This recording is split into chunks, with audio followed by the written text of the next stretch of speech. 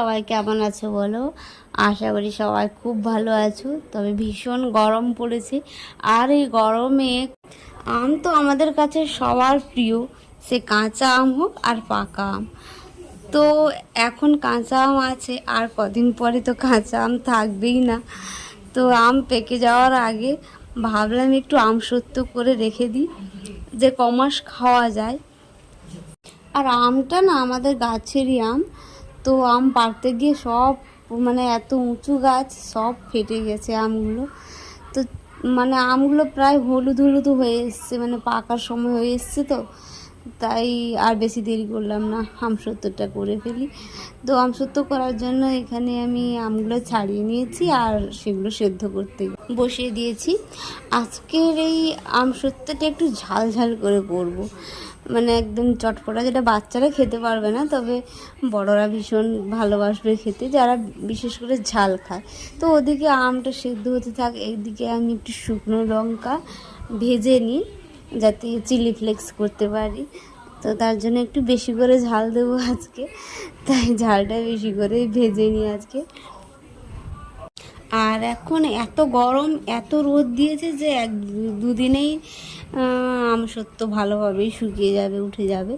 তো তাই জন্য বসিয়ে দিলাম আজকে। আর এখানে দেখো আমি প্রায় অনেকগুলো মানে শুকনো লঙ্কা নিয়ে নিয়েছি, যেহেতু ঝাল ঝাল করবো বলে।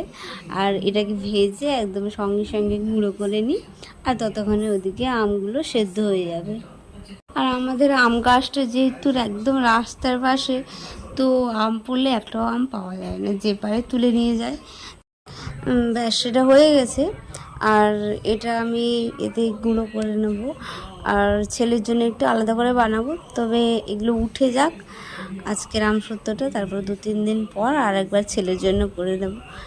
এটা প্রায় মানে ফ্রিজে রেখে দিলে তো 6-7 মাস ধরে থেকে যাবে। আর এমনি নর্মালে কতদিন থাকবে জানি না, আমি কোনোদিন ওভাবে রাখিনি, তো সেটা বলতে পারবো না কতদিন থাকবে।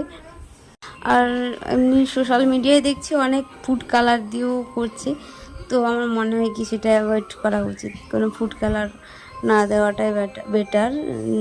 যদি বাচ্চার পক্ষে হয় তো সেটা অবশ্যই স্কিপ করা উচিত। তো এখানে আমার আমগুলো সেদ্ধ হয়ে গেছে, আর এই আমগুলোকে আমি ভালো করে ছেঁকে নেব। এখানে আমি চালনিটা ব্যবহার করেছি এই কারণে যাতে তাড়াতাড়ি হয়ে যায়, আর কেউ চাইলে ছাঁকনি দিয়েও করতে পারো। আর এটা না গরম গরম করতে হবে, তাতে খুব ভালো হয়, কারণ গরম জলটাও আমার দিতে সুবিধা হয়। আর যেহেতু এটাকে ফোটাতে হবে, তো এর কাতগুলো ভালো করে বার করে নিতে হবে, আমের কাতগুলো। তো গরম করলে কি হয়, গরম জলটা দিয়েই ভালো করে আমের কাতটা বার করে নিলে তাতে নষ্ট হয় না। আর এখানে আমি তাই জন্যই চালনিটাই নিয়েছি।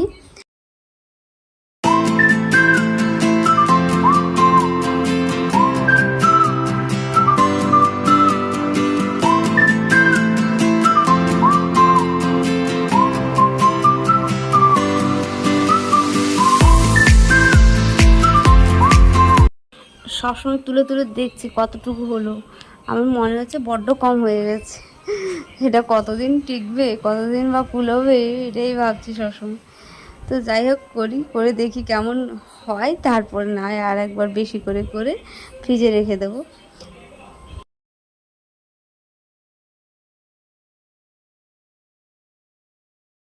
ব্যাস, সেটা হয়ে গেছে।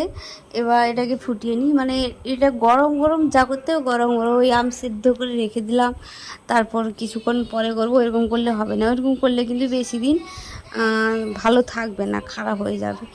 তো এটা আমার কাতটা বার করা হয়ে গেছে। আর আমি এখানে যে জলটা দিয়েছি, যে আমটা সেদ্ধ করেছিলাম, ওই গরম জলটাই দিয়েছি, আদার্স কোনো জল অ্যাড করিনি। যতটুকু প্রয়োজন, ফুল জল নাও দিতে পারো, যতটুকু প্রয়োজন ততটুকুই দিতে হবে। এবার এটাকে ফুটিয়ে নিই।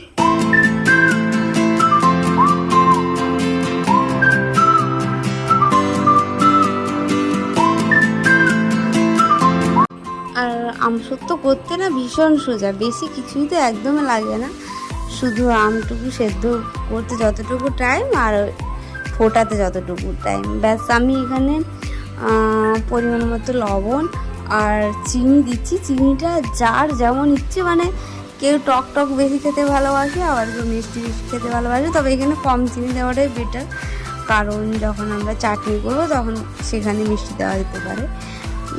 তো তাই আমি এখানে একটুখানি বিট লবণ আর আমি চিনি দিয়ে দিয়েছি। এবার পুরো লঙ্কাটাই দিয়ে দিয়েছি, গুঁড়ো করে রেখেছিলাম একদম, কারণ এটা আমি আগেই বলেছি এটা একটু ঝাল ঝাল করে করবো, তো তাই জন্য পুরো লঙ্কাটাই দিয়ে দিয়েছি যতটুকু আমি গুঁড়ো করেছিলাম। আর এটাকে অনেকক্ষণ ধরে ফোটাতে হবে, একদম গাঢ় করার, মানে গাঢ় পর্যন্ত। জল তো একদমই রাখা চলবে না। আর মনে হচ্ছিলো আমার একটুখানি চিনিটা কম, মানে অনেকটাই টক টক লাগবে, তো তাই জন্য আরেকটুখানি চিনি দিয়ে দিলাম। ব্যাস, এটা এবার ফুটুক যতক্ষণ পর্যন্ত না একদম গাঢ় হয়ে যাচ্ছে, জল কমে যাচ্ছে।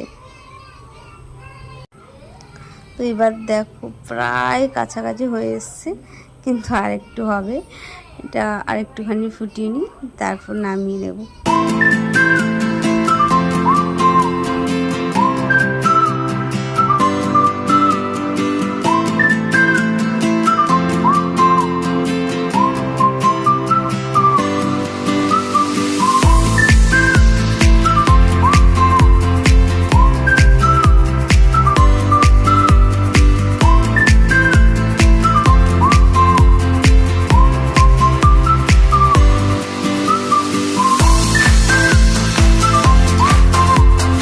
এটা হয়েছে কি না কী করে বুঝবো, তার একটা সহজ উপায় হয়েছে, একটা বাটিতে একটুখানি নিয়ে দেখবো যে এটা গড়িয়ে যাচ্ছে কি না। একদম গড়গড় করে যদি গড়িয়ে যায় তবে বুঝবো এটা হয়নি, কিন্তু আমার বাটিতে ঠিকঠাকই আছে মোটামুটি, তো জল নেই, তার জন্য হয়ে গেছে, নামিয়ে নিলাম। আর এখানে আমার যতটুকু পরিমাণে দুটো থালায় ভালোই হয়ে যাবে, এই দুটো থালায় আমি ভালো করে পাতলা করে, যত পাতলা হবে তত তাড়াতাড়ি কিন্তু শুকোবে, তত তাড়াতাড়ি উঠে যাবে। তো আমি এখানে যা আমার হয়েছে দুটো থালায় মোটামুটি ঠিক হয়ে যাবে, তার জন্য আমি দুটো থালায় এখানে করে নিচ্ছি।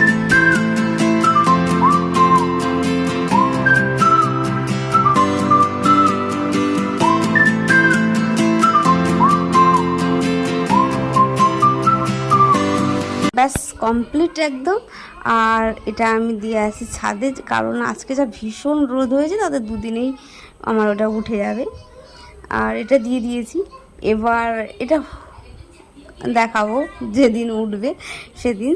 তবে আজকে আমার ছেলের জন্য কিছু নাইকা থেকে অর্ডার করেছিলাম, তো সেটা এবার তোমাদেরকে দেখিয়ে নিই।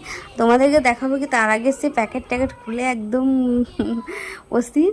আর তার জন্য কিছু এনেছি আমি, সানস্ক্রিন, ফেস ওয়াশ, এটা হচ্ছে শ্যাম্পু, আর এই গরমের জন্য এই সানস্ক্রিনটা আমি কিনেছি, আর একটি ফেস ওয়াশ কিনেছি। তবে ও মুখে কিছুই লাগাতে চায় না, ফেস ওয়াশ বলো সানস্ক্রিন বলো কিছুই, ক্রিম ট্রিম কিছুই লাগাতে চায় না, কিন্তু বাথরুমে দেখি ওর আমার ফেস ওয়াশটা নিয়ে ইউজ করে, তো তার জন্য একটা ফেস ওয়াশ অর্ডার করলাম।